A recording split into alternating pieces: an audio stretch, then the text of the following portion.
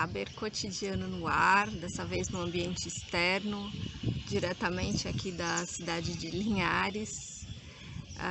Estamos em trânsito, mas não poderia deixar de gravar aqui um vídeo para vocês. Trazendo aqui, a gente vai falar um pouco sobre uma coisa nova aqui no canal, que é a questão da antropologia política. Eu sempre falei de antropologia aqui no canal, mas a gente nunca entrou especificamente nesse assunto da antropologia política. E acho que chegou o momento, né, trazer esse tema aqui. Para começar, é importante a gente dizer que esse campo de estudos, antropologia política, é algo muito recente, porque por vários anos as teorias antropológicas meio que ou ignoraram essa questão do Estado ou trataram a questão do Estado como algo negativo, ou seja, algo ausente à organização social das culturas, das etnias estudadas, o que significa dizer que a ausência do Estado, né, a sua não presença, já era um elemento a considerar a clivagem que esses antropólogos faziam a respeito dos temas a serem estudados.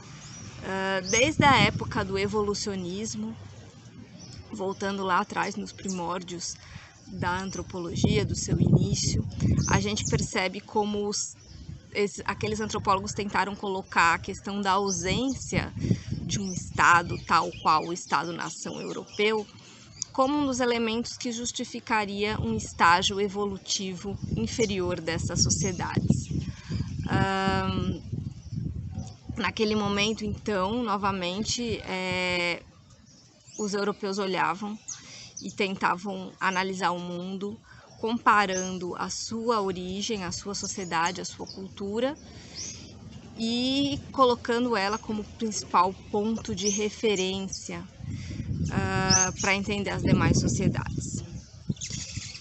Depois de um tempo, vieram as explicações pós-evolucionistas, as explicações funcionalistas, que de alguma maneira tentavam entender a dinâmica, os tipos sociais, os processos sociais nos quais aquelas sociedades estudadas estavam imersas, e vez ou outra aparecia a questão do chefe, aparecia a questão da ausência do Estado novamente.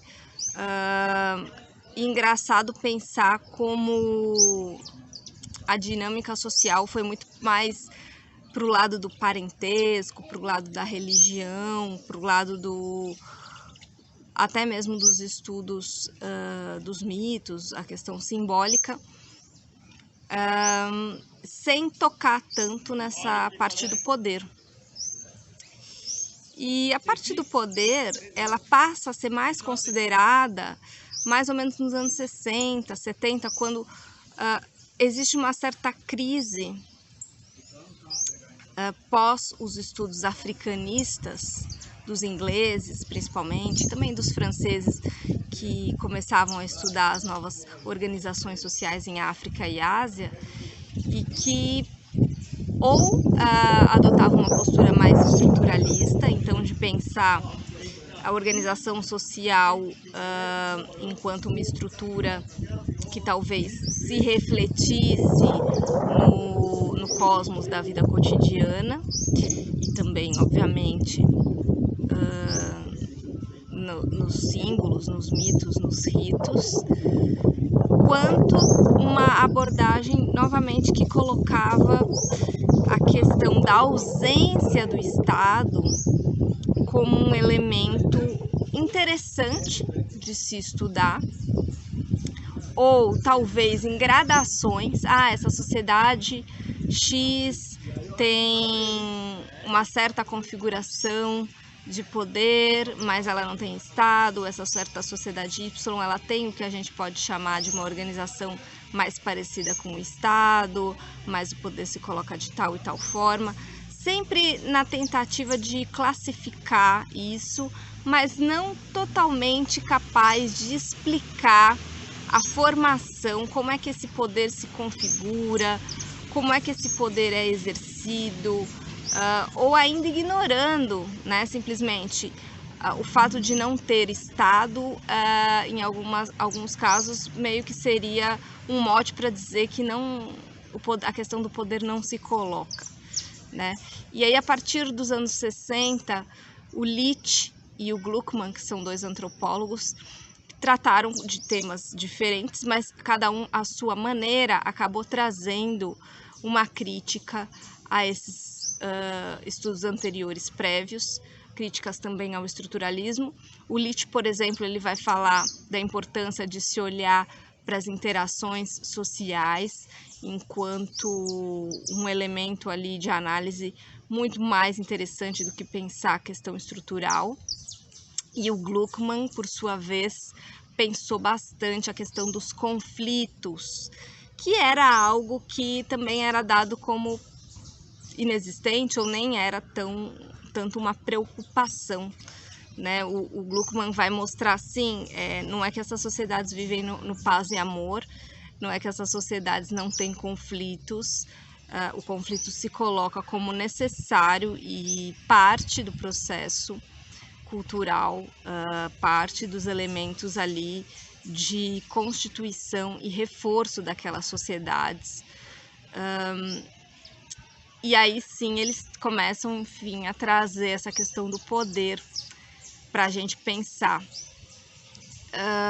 Mas interessante também é trazer a análise do Pierre Clastres, que à sua maneira também vai criticar o estruturalismo e mostrar e criticar também uma visão eurocêntrica do Estado e do poder, e vai mostrar, não é que se trata de sociedades sem Estado, né? Cunhar pelo negativo, pela ausência, uma vez que o ponto de referência é o Estado, porque está falando de análises que foram feitas por pessoas europeias, que têm a questão do Estado muito presente. São sociedades contra o Estado, vai dizer Clastres, contra o Estado, principalmente porque o jeito como a sociedade se organiza é uma maneira que tem que se colocar contra esta violência, essa coerção social necessária na Europa, no Ocidente, para a conformação da ordem social. O Clastres vai se esforçar em mostrar como, independentemente do fato de não ter Estado, isso não significa que não haja poder, que o poder não se constitua, que o poder não se exerça e que o poder não circule por essas sociedades. Só que é uma outra lógica, existe uma outra racionalidade nessa forma de poder que abole a necessidade da coação física, do Estado tal qual a gente conhece, e se baseia e se funda em outros princípios que não são da força, da violência, do exercício desses elementos para a conformação do poder. Na verdade, o poder, ele tem que uma análise de poder tem que ir além dessas questões de coerção. E aí eu acho que Clastres se aproxima bastante de Foucault, no sentido de pensar num poder muito mais espraiado, num poder que opera, gera efeitos e que não necessariamente tem a ver com o exercício da força, um poder que está dividido, que está separado, que está ramificado em diversas questões, em diversas práticas da vida social. E Clastres vai mostrar como existem várias sociedades que ele até estudou na América do Sul, nas quais, se existisse a coação física tal qual a gente a conhece como necessária, aí sim seria a morte dessas sociedades, porque essas sociedades, essas culturas, elas se organizam de forma que o poder ele tá difuso e ele tá distribuído no corpo social de uma maneira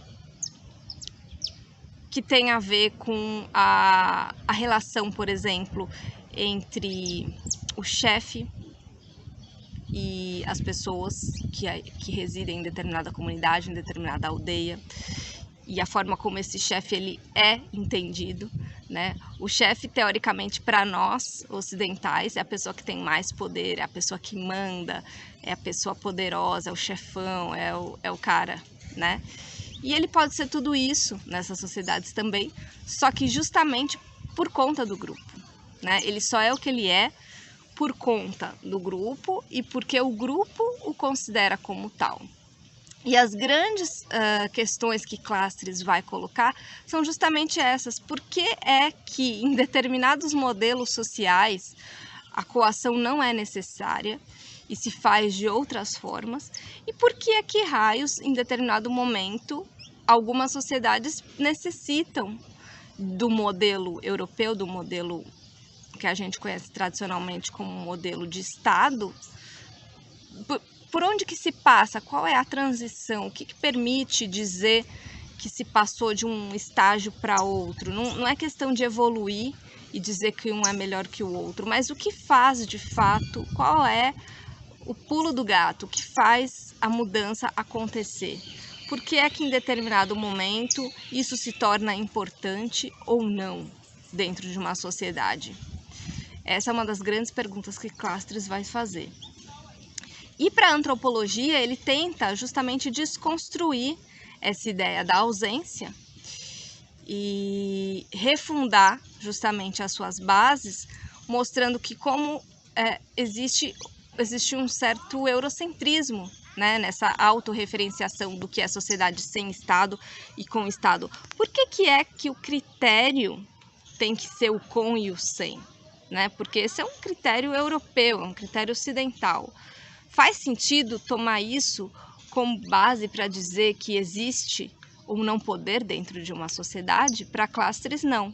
Ele vai mostrar que o poder existe, o poder está aí independentemente de Estado ou com ou sem Estado. Nem deve ser esse o ponto principal de referência para se pensar essas questões. Ele traz outras coisas que estão justamente intrínsecas à forma da organização social desses povos.